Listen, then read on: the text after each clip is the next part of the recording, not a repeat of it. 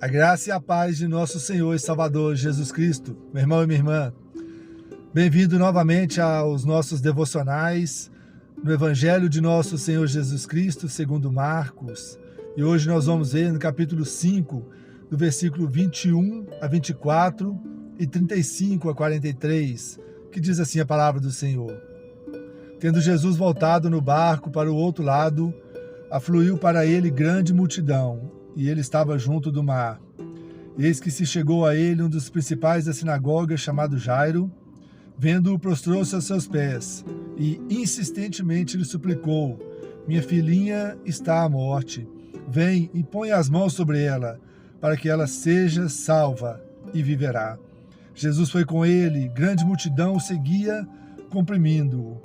Falava ele ainda quando chegaram alguns da casa do chefe da sinagoga, a quem disseram: tua filha já morreu, por que ainda incomodas o mestre? Mas Jesus, sem acudir a tais palavras, disse ao chefe da sinagoga: não temas, crê somente. Contudo, não permitiu que alguém o acompanhasse, senão Pedro e os irmãos Tiago e João. Chegando à casa do chefe da sinagoga, viu Jesus o alvoroço, os que choravam e os que pranteavam muito. Ao entrar, lhes disse: por que estáis em alvoroço e chorais? A criança não está morta, mas dorme. E riam-se dele. Tendo ele, porém, mandado sair a todos, tomou o pai, a mãe da criança e os que vieram com ele, e entrou onde ele estava.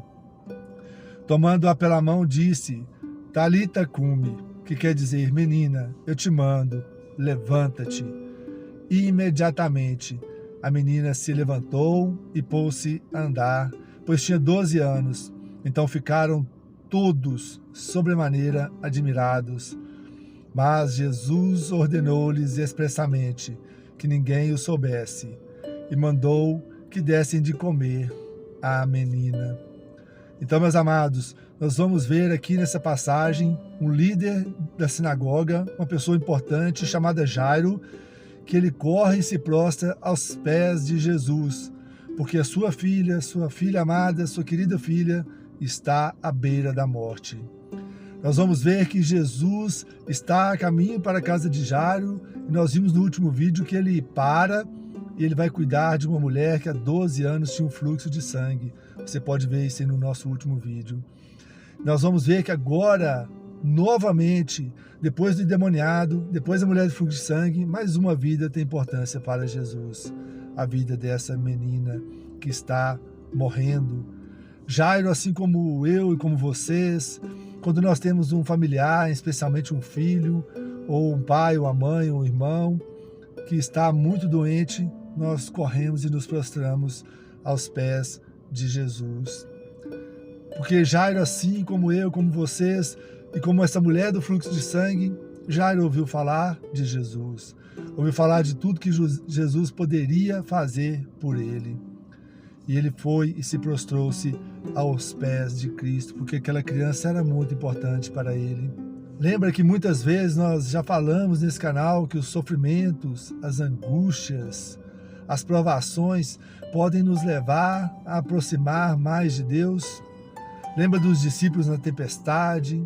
Você lembra aí da mulher do fluxo de sangue?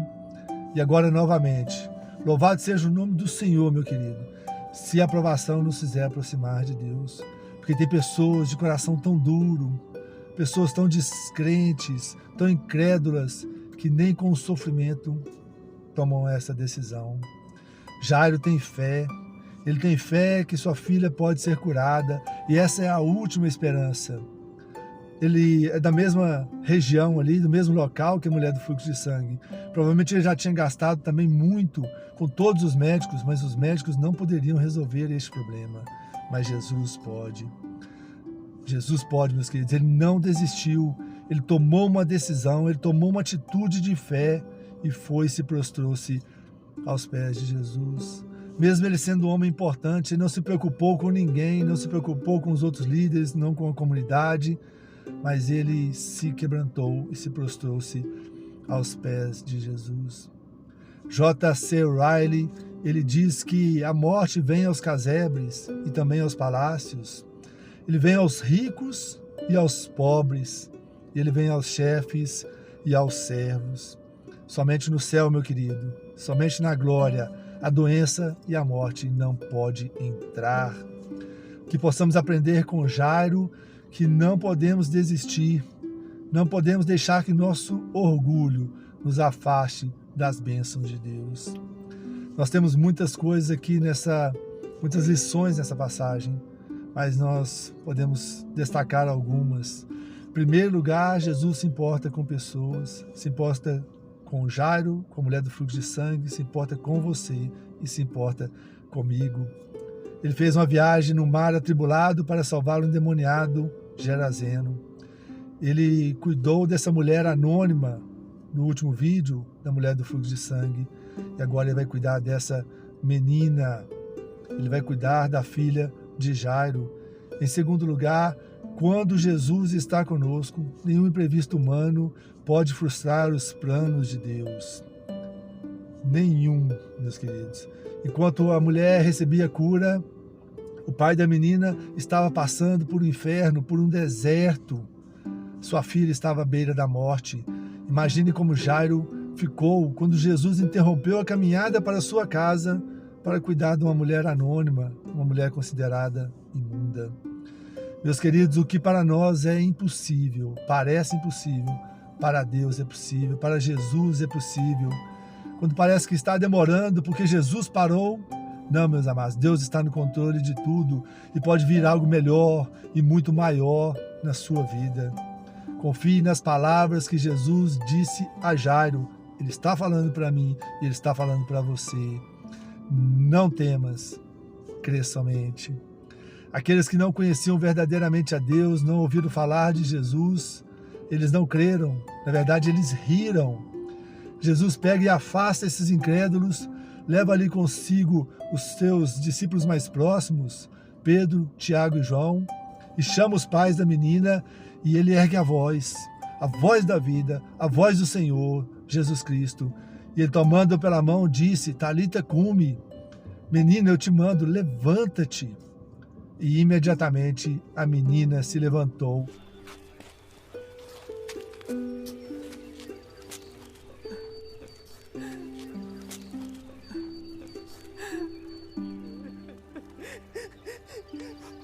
Talita cumi,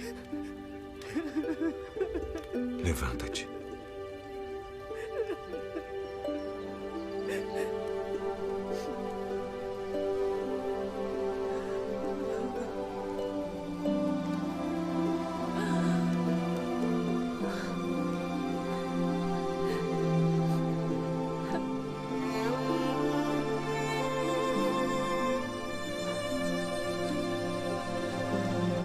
Meus amados, em terceiro lugar, Jesus não usou nenhum ritual, nenhum cantamento, nem palavra mágica.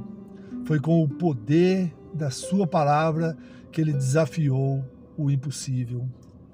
Ele desafiou aquilo que para os nossos olhos é impossível. Assim como ele fez com o filho da viúva de Naim, ele disse: levanta-te. Assim como ele disse para Lázaro, há 4 dias estava morto: Lázaro, venha para fora. Agora, a voz do Senhor Jesus, a voz do soberano Deus, a mesma voz que acalmou uma tempestade e o mar que se curvaram diante dele, agora não resta mais nada a essa morte se curvar perante Jesus.